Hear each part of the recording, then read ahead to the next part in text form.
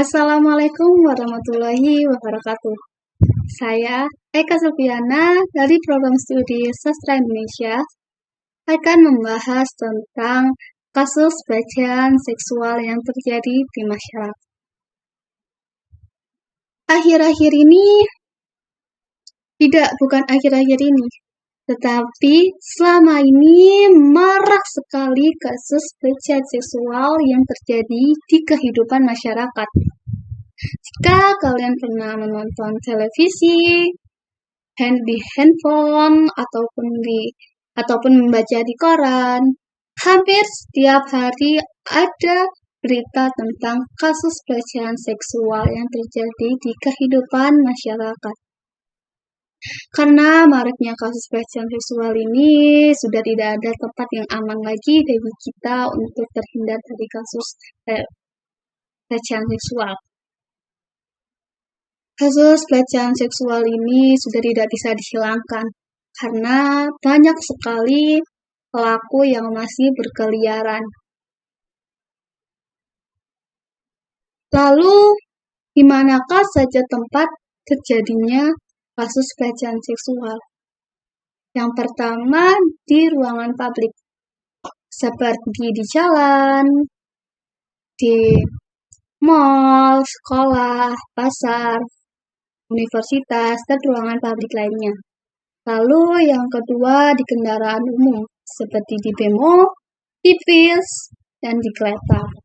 Lalu yang ketiga di rumah.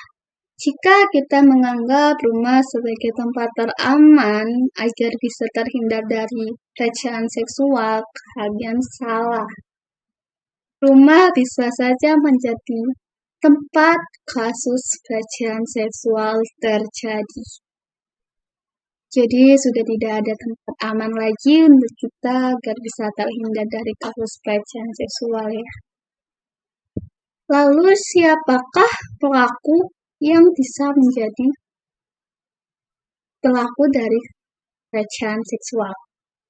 Yang pertama dari orang terdekat, seperti keluarga, saudara, teman, pacar, dan orang terdekat lainnya. Lalu yang kedua, orang asing, seperti orang asing yang ada di jalan, ojol, dagang, pun bisa melakukan aksi pelecehan seksual. Lalu yang ketiga, orang di sekitar seperti tetangga, rekan kerja. Tidak hanya kaum lelaki saja yang bisa menjadi pelaku dari aksi pelecehan seksual.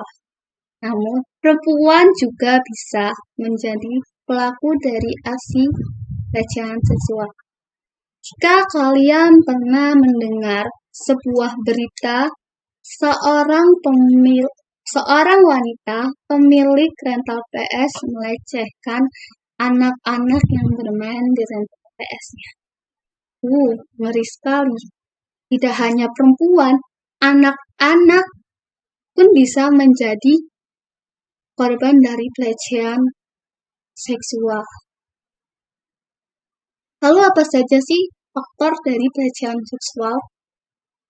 Yang pertama, adanya hawa nafsu. Yang kedua, adanya kesempatan. Yang ketiga, kontrol diri yang rendah. Yang keempat, memiliki perilaku seks yang menyimpang.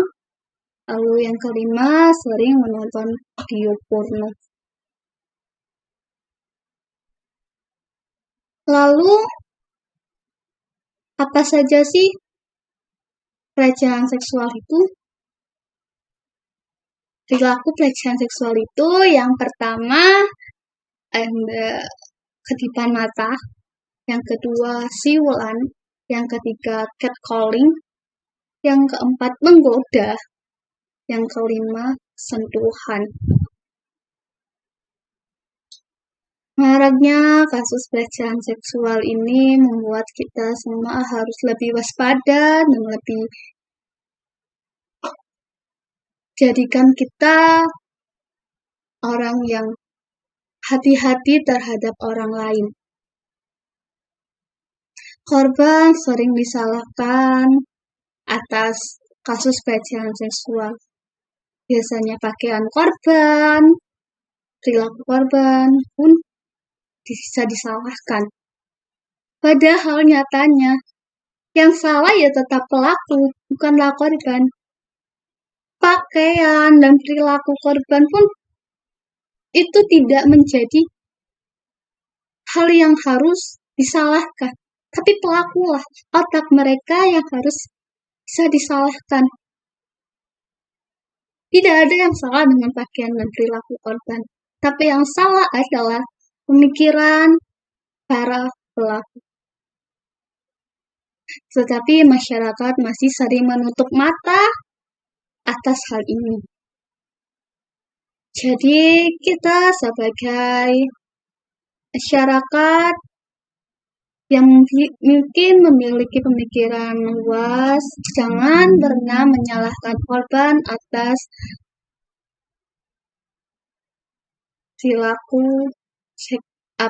perilaku pelecehan seksual. Tapi tetap salahkanlah pelaku.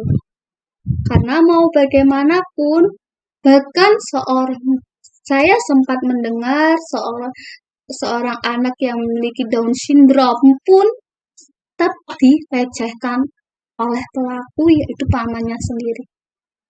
Lalu salahnya korban apa? Bahkan anak Down syndrome pun tetap bisa dilecehkan loh.